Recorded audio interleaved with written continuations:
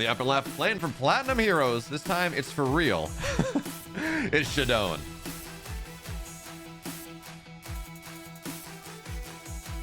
And down here in the bottom right-hand side of the map, we have the blue Protoss player. He is MaNa, representing Team Liquid proudly for many, many years now. My favorite part is, again, he's been on Team Liquid for 10 years now, I think, was just announced. They've, of course, promoted him. He's not just a player, he's a manager, or as I like to say it, he's the manager. Yeah, I did enjoy when he made that tweet as well. when he got the final move that happened, saying that he was a manager now. I think they actually have it set up like that, like on his profile on the Team Liquid website. They have him listed as they capitalized the second in manager just to really make it happen. That's cute. Yeah, it's been really cool. MaNa has been one of those people who has, I wouldn't, if you asked me 5 years ago, do I think that MaNa would be one of those TLO-esque players who is competing as a player, but also doing all these other things, like acting as a team manager, and then also doing things like content creation and stuff? Like, I actually really would not have guessed MaNa to be the person to do all that stuff. But he's really made it happen. His YouTube has been picking up steam over the past couple of years. He's been, as said before, acting as a team manager. And I think what's most impressive to me is he's still keeping up a lot of those results. Now, can he keep it up, as he is going to be going up against ShaDoWn, who, again, I think is doing pretty decently for himself right now. He also is missing a second pylon in his main base, and MaNa should be very aware of that right now, and should be aware of the chance that there is going to be a proxy. It's always interesting. It's like, okay, is this, even if there's a pylon on the map, right? Is this an actual proxy? Is this just something you're faking? Because in PvP, we go through epochs where they're pretty often you'll see the fake pylon on the map. Very often, great scout there for MaNa, so now he knows what's up. And we'll go through these timings where actually that doesn't happen, and the pylons always go on the main base unless there's a proxy. And it feels like right now we're in this timing. Oh, he's gonna get 2 adepts for 1. MaNa is just all over this in game number 1. Now, granted, he's not gonna be able to kill it because the adept shade completes, but MaNa knows where everything is. He's doing a good job of it. But to put a pin in that thought is, I guess, yeah, you know what? Actually, 2 sentries kill this adept. The change is fine. You're not worried about the damage anymore. Put a pin in that one. Right now, we're in a situation where it feels like that is a little bit more common, where we see the fake pylons on the map a little bit more. So seeing the lack of a pylon doesn't telegraph as much as it would have been, maybe a year ago when we saw less of it. For now, though, 3 sentries here. I mean, look at that. The shields go down immediately. This gets nothing done. And by the way, these adepts on the other side, they force the Oracle to stay home. They get a decent amount of damage on the shield battery. And MaNa, good scout, keeps one of the adepts alive, kills his other opponent's adept, and look at this. Yeah, proxy Stargate's great. We got a proxy gateway on the map, and that one might have a little bit more power. Yeah, especially since, with just a single Oracle that was actually made from that proxy, it means, okay, the second Oracle is now on out, so it could actually get a little bit more damage, especially with MaNa having done the move out. But is ShaDoWn actually going to have enough back at home to defend that natural expansion? This is going to get a little bit dangerous for both of these players. I feel like there is a very real possibility. Force field, no, it can't lock out the pros. There was a really cool chance for MaNa potentially to just trap in all those pros, but he's just actually going to go for the jugular. He depowers both the gateways. Oh my god. ShaDoWn may have just lost the game. That actually may just be it. No, he has lost the game. He has no production here. Probes are going to have to get pulled. Yeah. And sentries, yeah, they're still not as beefy, but I mean, they actually do a really nice job against Protoss units. Right, that's the big change. And when you proxy on the map, you have less pylons on the main base, which means there's a higher likelihood that there's going to be an Artosis pylon, as we see right now. Guardian Shield means the Stalkers don't get as much damage done. Oracles are going to try to run to the backside, but the problem is, if MaNa loses everything right now, which I'm not even sure he does, it's 10 workers, right? There's no money for ShaDoWn. MaNa takes game 1. That was such a cool reaction there from MaNa, because there was a few things that happened there. So MaNa, when he scouted around, so first of all, you scout it with your probe. This is pretty normal. As you were saying, this is a very common thing in PvP. You hide your second pylon. Sometimes it's a fake proxy. Sometimes it's proxy Stargate. Sometimes it's proxy Robo. MaNa just taking a stab at it and saying, okay, if it was like, let's say it was proxy Stargate, where would I go scout first? Goes to the first location where it could have been, or like that it ends up being, gets it right immediately, scouts to the probe, and also the vision radius for buildings that are still being constructed is like a little bit smaller than just normal units. And MaNa kept it kind of like at the edge of vision. I think it maybe would have like possibly dipped into vision of that building for a split second, but he kind of pulled it back very quickly. So kind of revealing or hiding the fact that he had seen the Stargate.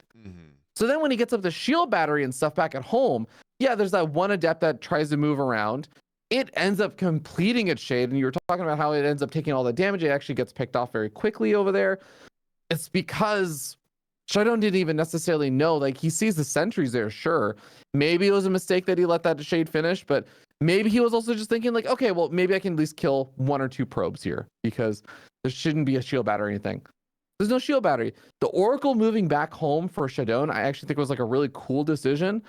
But man, that counterattack, that setup there was such a great decision there from MaNa. He executed that counter really, really well. Yeah, I also think it's super cool that getting a couple sentries is actually anti-Oracle tech now, because they don't get popped by Oracles and they shred all the shields, so half the damage goes away. And you know, Oracles, they got a decent amount of shields. They don't actually have a lot of hull. It's pretty cool to see this matchup evolving in real time. But for now, an opportunity to watch the match evolve continues because game 2 is on site Delta. We're ready to go.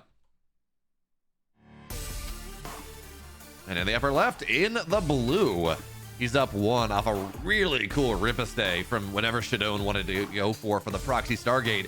For Team Liquid, it's MaNa.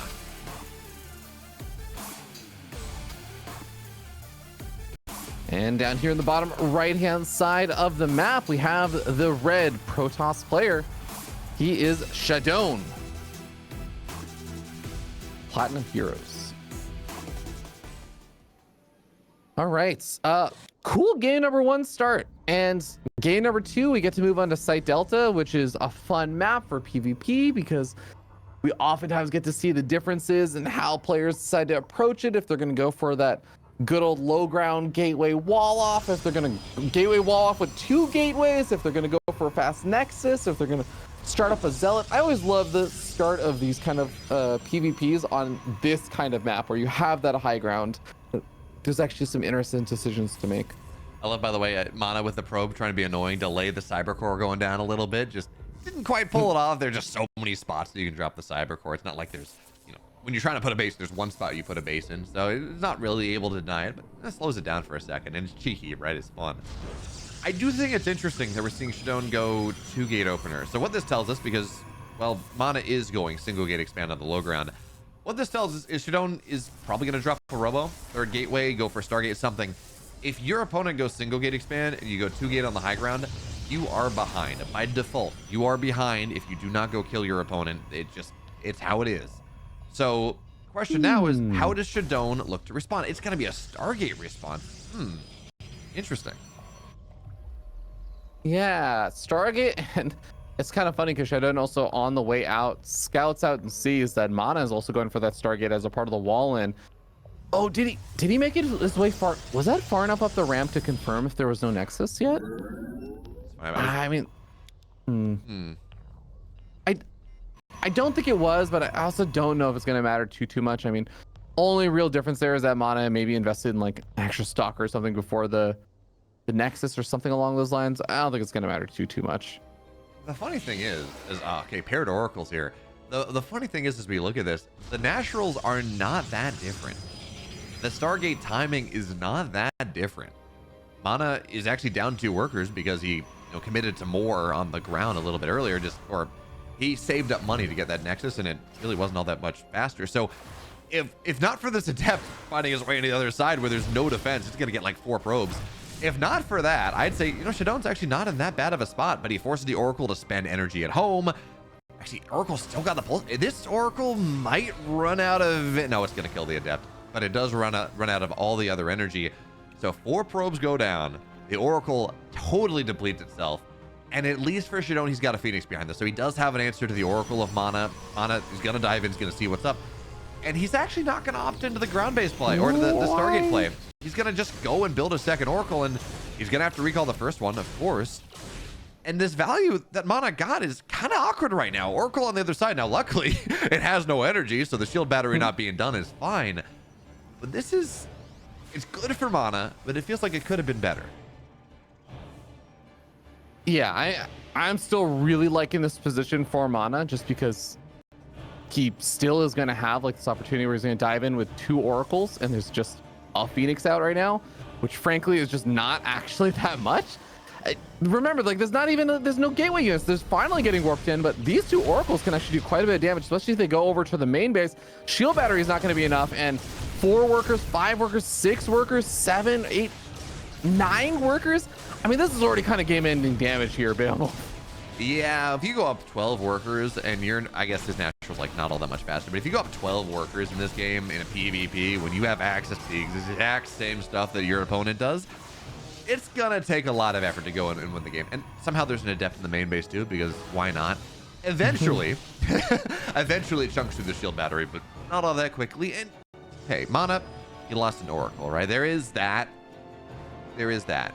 But in general, he has done so much here. His blink's gonna be done at the same time. And ShaDoWn, what's he gonna do when behind, Ravi? I know you more than most people know the responses. When you're behind as a Protoss player, it's the Dark Shrine. Yeah, that is kind of the saving hope here, I think, for ShaDoWn, very understandably. And, you know, the kind of nice thing, and I'm going to caveat this with there's a robo going up already, but I was going to say the kind of nice thing is that if your opponent goes for one of these target openings, then besides the Oracle, they don't necessarily always rush up to getting up the observers. So if you do manage to warp in like 2 or 3 DTs and spread them out well, maybe their Oracle is already using their energy on some of the harassment or the revelations on just your army and stuff. But double kill over there. Both of the Phoenix end up falling.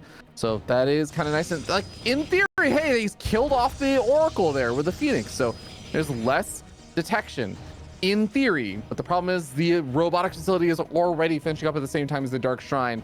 There's no proxy pylons either for ShaDoWn. So unless MaNa played really, really fast and loose and just went for like a Mortal and a Warp Prism, MaNa will have an observer in time, and that DT Shrine is going to have a much harder time getting anything done. I mean, if the Dark Shrine was a little bit faster, MaNa was supply block, so he could build an observer, and you get a bunch of DTs in, you snipe the robo, and all of a sudden it's a win. It's not going to happen. Not this game. And now the Stalkers, MaNa's got Blink, so too to ShaDoWn, but it's a significant supply lead across everything. Yeah, the workers have balanced out, but the army lead there, the number of Stalkers is pretty significant. And yeah, DTs actually do a lot of damage, but with the shield battery overcharge here, they're just not going to know if enough. Hey, it's an Orthosis pylon. That's going to be a gateway to powered, and ShaDoWn is dead.